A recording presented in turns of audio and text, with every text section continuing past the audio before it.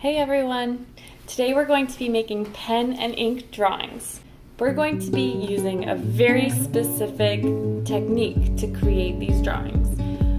We are going to be creating value using only line. So there are a few different kinds of drawing methods to show value, so shadows and highlights, that we'll learn in this video and you'll practice in your own drawings.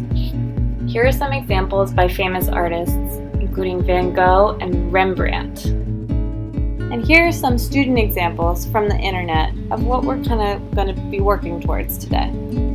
All you need for this assignment is a pen and a piece of paper. You can do this with any pen in your house. You might be asking yourself, how can we create shadows and highlights using only lines? So here are a few techniques that we can use in our drawings to show shadow. Hatching, which is just parallel lines going in one direction. Cross hatching, which is perpendicular lines that cross each other. Contour hatching, which shows volume as well. It shows a curve. And cross contour hatching, which also shows volume, a curve. In this PowerPoint, you can click that link at the bottom of this slide to see even more great hatching techniques. These are just the basics. So let's practice a couple of these before we get started on our drawings. I have a few different options of different kinds of pens you can use. So it's whatever you have in your house. These are what I had at my desk. I have this kind of fancy pen. It says it's a pigment liner, so that's a fancy word for pen. And it'll make really thin lines in my notebook. If you don't have something like that, you might have a Sharpie, which is a very thick line, and if you're going to do something with a Sharpie, I suggest you get a really big piece of paper. You might have a fine point Sharpie. Or you might have just a standard ballpoint pen. These come in all different shapes and sizes and colors. Oh my god, and I didn't realize this is purple. I would love to see a purple drawing. Here we go. First, you're going to practice hatching on a few simple shapes. Then, you're going to create a gradient to show a range of values. Watch me do this. We'll start by practicing these drawing techniques on a couple shapes. Draw 2 or 3 squares and 2 or 3 circles on your page. Turn the squares into cubes. You might have done this before, maybe not, but watch me do it. It's not so hard. Then let's try hatching first. So we're going to pretend there's a light source above this square, above this cube on the upper right-hand corner of the screen. There is kind of light coming from that angle, so it's easy to pretend and visualize that. Notice how my lines follow the angle of the top edge of the cube. So you can start seeing how it looks like there's a shadow on this edge of the cube. So that's just hatching. To make it cross-hatching, of course, you go the other direction. So the light is coming from the upper right corner. The top is going to be white because there's light hitting it. And there's going to be a slight shadow on the front of the cube. So here I'm just going to do some light hatching. I'm leaving more space between these hatches than I did over here. Maybe I'll put a few more lines in. And there we go. So you're creating 2 different values, actually 3 because this is a highlight. You're creating 3 different values using just line. Next, let's try a sphere. So I think for this one, maybe I'll go with my very fine point pen. To turn this circle into a sphere, I'm going to use cross contour hatching. You can see how I use curved lines to capture the shape or the volume of the circle.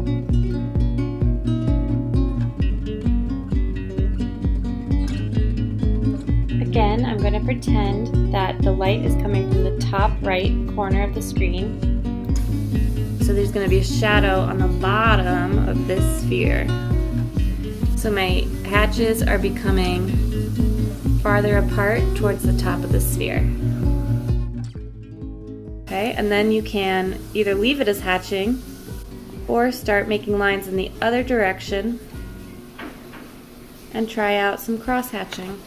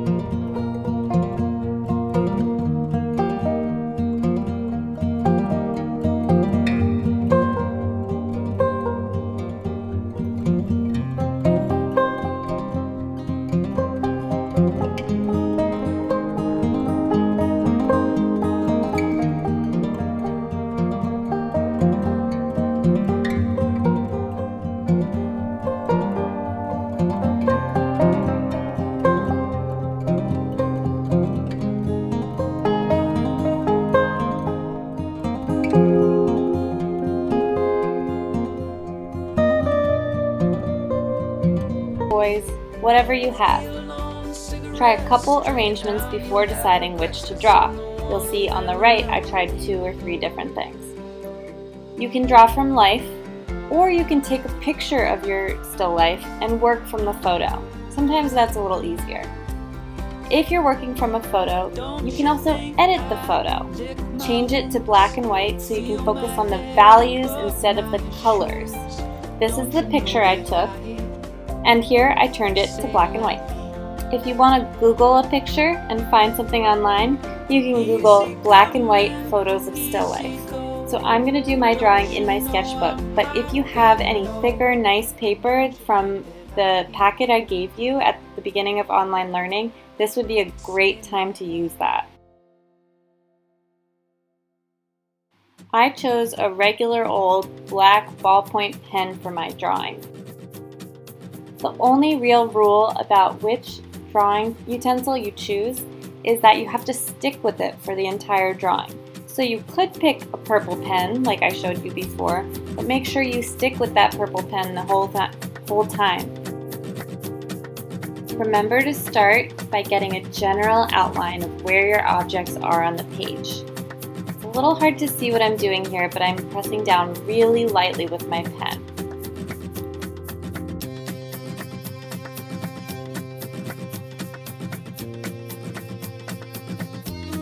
Here's a closer look at my sketch for the drawing. You can see I kind of messed up on the left. It's alright though, we're going to cover it up eventually. Okay, now I'm kind of just going for it. You can see in this drawing I have to use a lot of cross contour hatching because I have a lot of round shapes.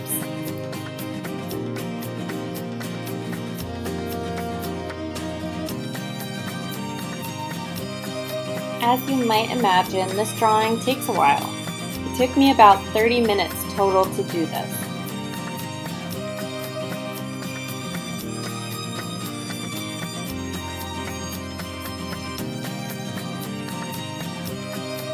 In our drawings, we're definitely trying to capture the shadows on the objects themselves, but we're also trying to think about the surface that the objects are sitting on and the shadows that our objects create. So you see here, I'm shadowing in that little space between the can and the mug, and then the space between the mug and the hand sanitizer.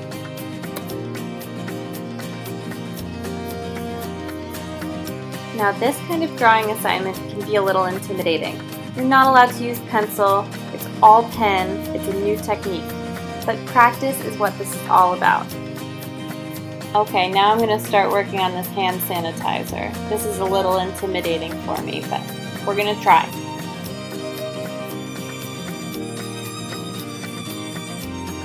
Guys, I'm so sorry my shoulder is in this frame the whole time. I was having real problems with my camera today.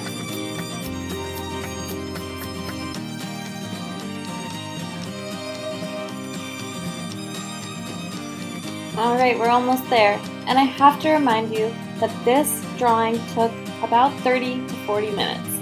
It was not as fast as I make it out to be in this video. Here you're going to see that I put in the edge of the table behind the objects. And then I decide to put in a little bit of that pattern, that circular pattern on the hand sanitizer bottle into my drawing. I thought that was kind of cool. So I used cross-hatching to do that. Finally, I add a little cross-hatching in the back to show it's not completely empty back there, but also to kind of mask some of those mistakes I made at the very beginning where I sketched the can in the wrong place. And there's my final drawing! Yay!